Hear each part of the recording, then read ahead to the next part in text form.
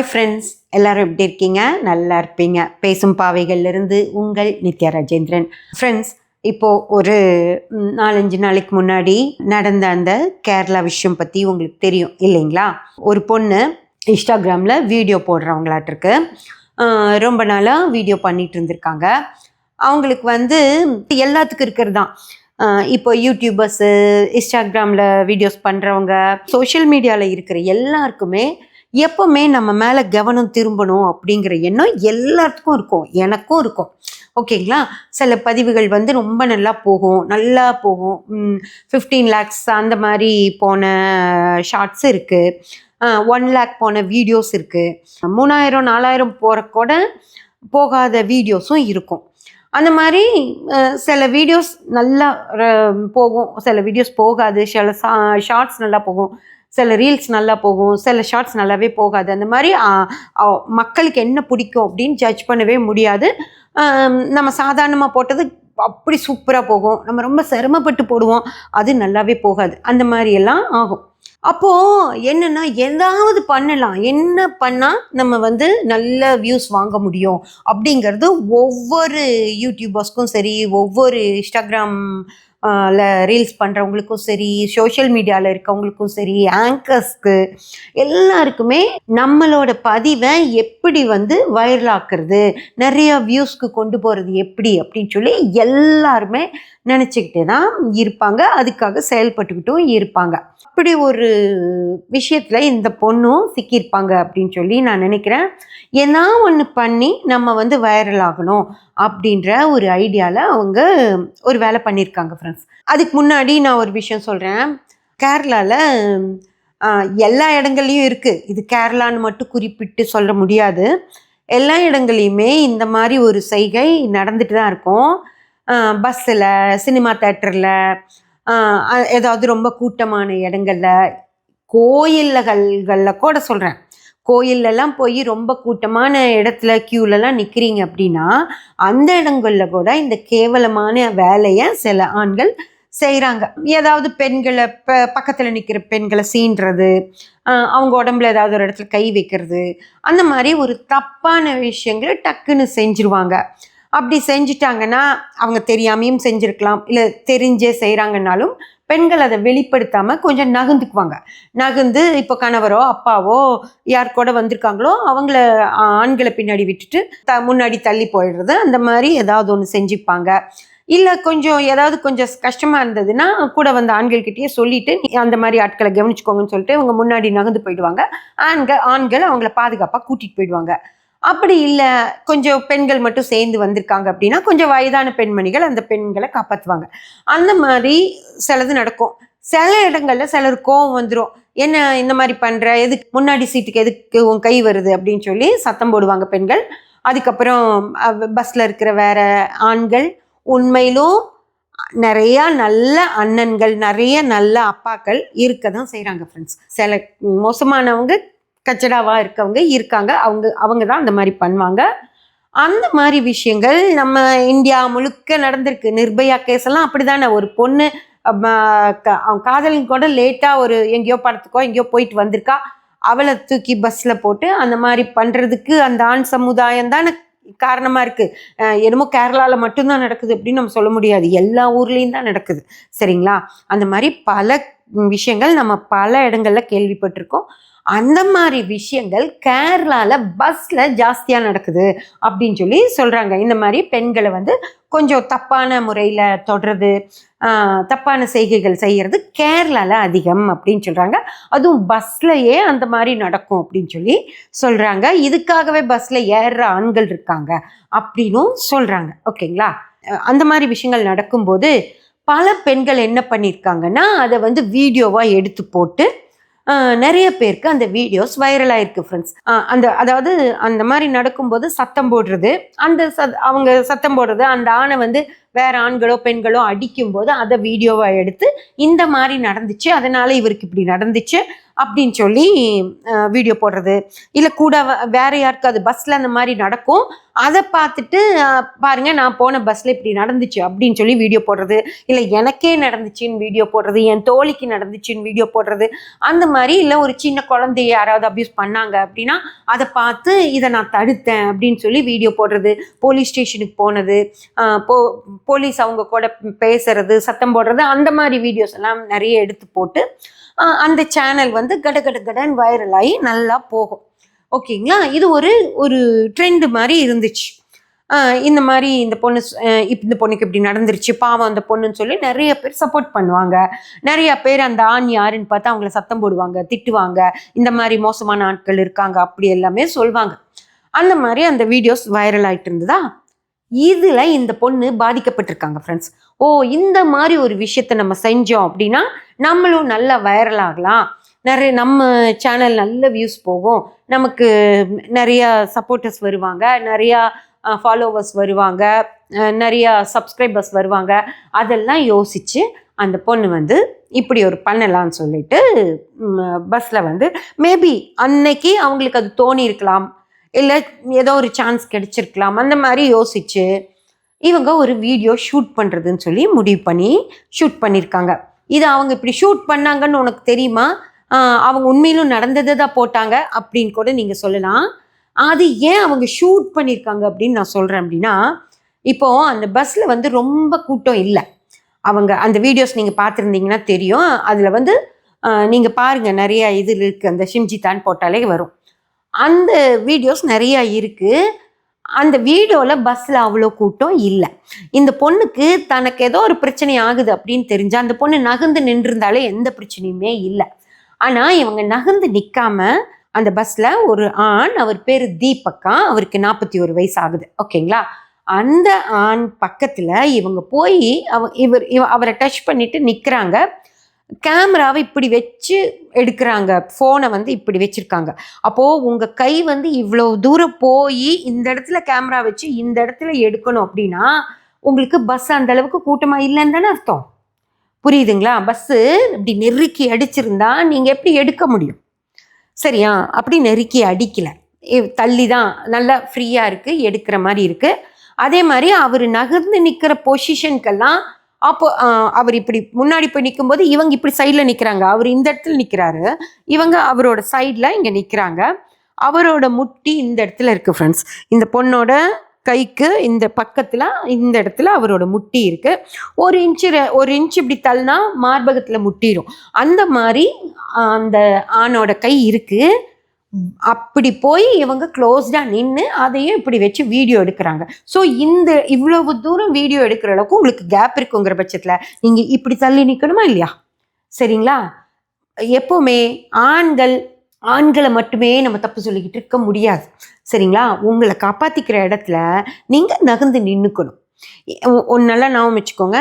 அதாவது தப்பு செஞ்சே தீருவேன், நான் தப்பாக தான் நடந்துக்குவேன் அப்படின்னு குறி வச்சு ஒரு ஆண் வர்றான் அப்படின்னா அவன் உங்களை சுற்றி வருவான். அது உங்களுக்கு தெரிஞ்சு போயிடும். இந்த ஆணால் நமக்கு என்னைக்கு இருந்தாலும் பிரச்சனை வரும் அப்படின்னு சொல்லி தெரிஞ்சுக்கிட்டு அந்த ஆளை பற்றி ஆஃபீஸ்லேயோ கம்பெனிலேயோ வேலை செய்கிற இடத்துலையோ இல்லை கணவர்கிட்டையோ, இப்போ உங்கள் கணவரே ஒரு ஃப்ரெண்டை வீட்டுக்கு கூட்டிகிட்டு வராருன்னா அவர் சரியில்லை அப்படின்றத ஒரு பொண்ணு ஈஸியாக கண்டுபிடிச்சிட முடியும். அது பெண்மைக்கே உரித்தான ஒரு குணநலன்னு வச்சுக்கோங்க.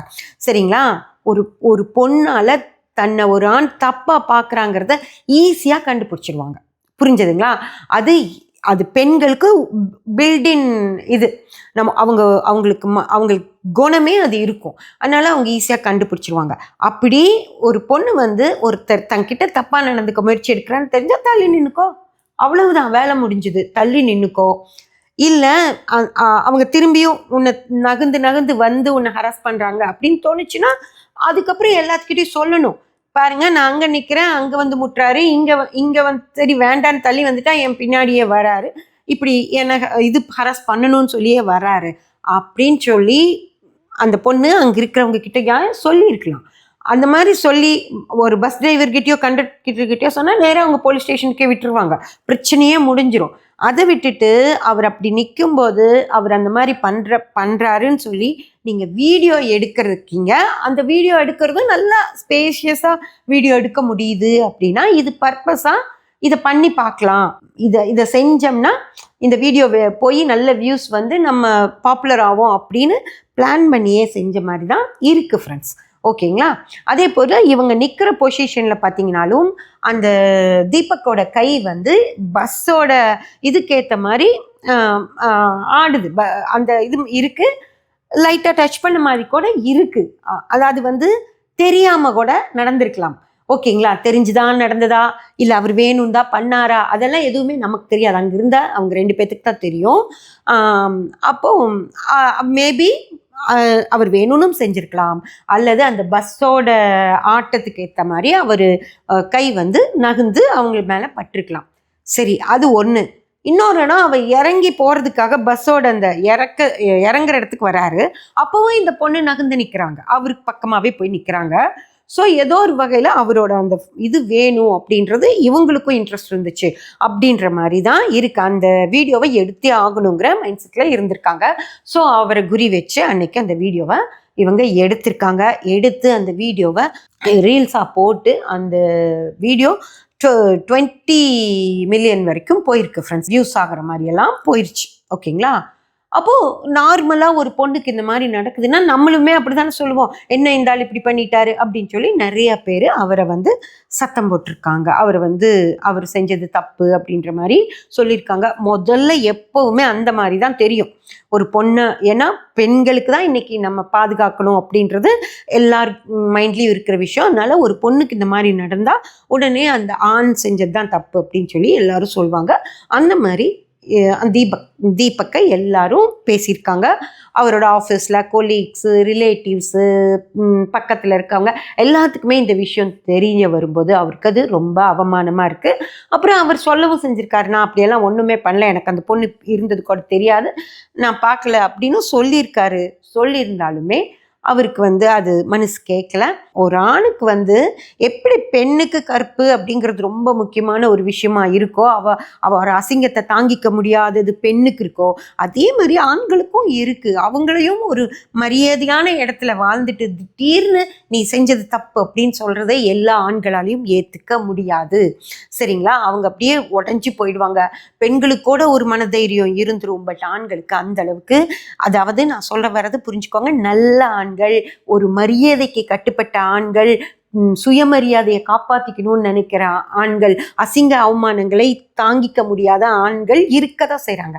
அந்த ஆண்கள்ல ஒரு ஆணா அந்த தீபக் இருந்திருக்கலாம்.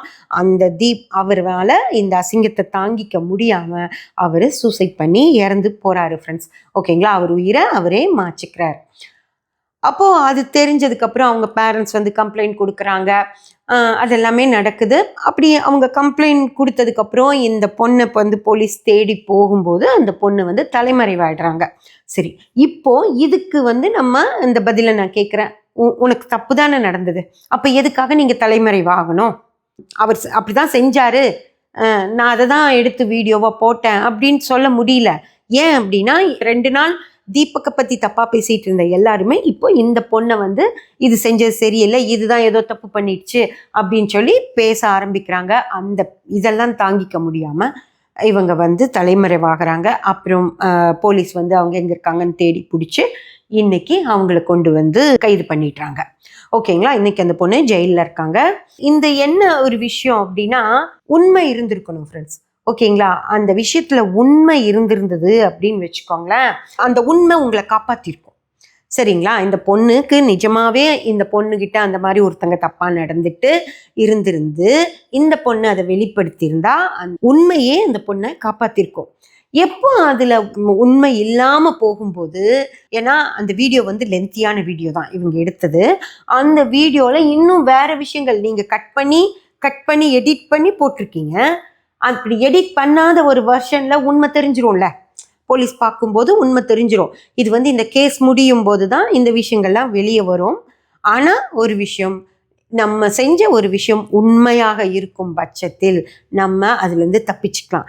நம்ம செய்கிற ஒரு விஷயம் உண்மைக்கு புறம்பாக இருக்குது அப்படின்ற போது அதிலிருந்து தப்பிக்க முடியாது. அதாவது அரசன் அன்று கொள்வான், தெய்வம் நின்று கொள்ளும் அப்படின்னு சொல்லி ஒரு பழமொழி இருக்குது.